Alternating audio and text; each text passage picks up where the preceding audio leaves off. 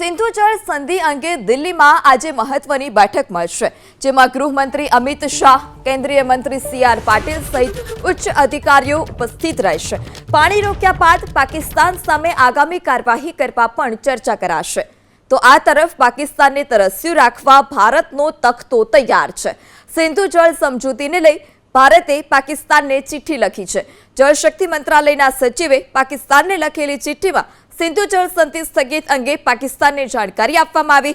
ચિઠ્ઠીમાં લખેલ જે તમામ માહિતી હતી તે પણ સામે આવી છે. ચિઠ્ઠીમાં ઉલ્લેખ કરાયો કે જનસંખ્યામાં બદલાવની સાથે સંધિમાં બદલાવ પણ જરૂરી છે.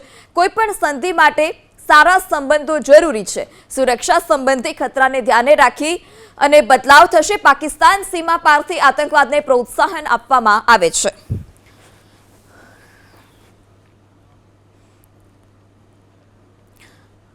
જો વાત કરીએ શું છે જળ સંધિ, તો તેના વિશે તો બ્રિટિશ કાળમાં દક્ષિણ પંજાબમાં આ સિંધુ નદી ખીણ પર મોટી જે નહેર છે તેનું નિર્માણ કરવામાં આવ્યું હતું.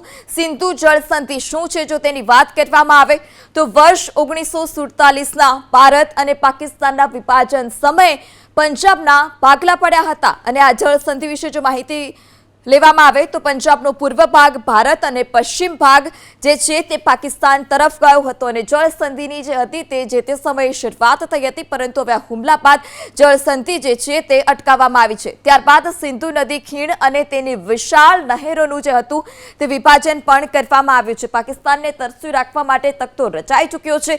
સિંધુ જળ સંધિ છે કરાર રદ કરવામાં આવ્યો, પરંતુ તેનાથી મળતા પાણી પર પાકિસ્તાન સંપૂર્ણ જે ભારત પર નિર્ભર હતું. એટલે હવે જે પાકિસ્તાન છે તેની આ નાપાક હરકતથી પાકિસ્તાનને તરસ્યું રાખવા માટેનો તખ્તો 2 દાયકાની ચર્ચા બાદ પણ જે સમગ્ર માહિતી હતી સામે આવી હતી. પાકિસ્તાનને નદીના પાણીનો નિશ્ચિત હિસ્સો આપવા માટે સહમતિ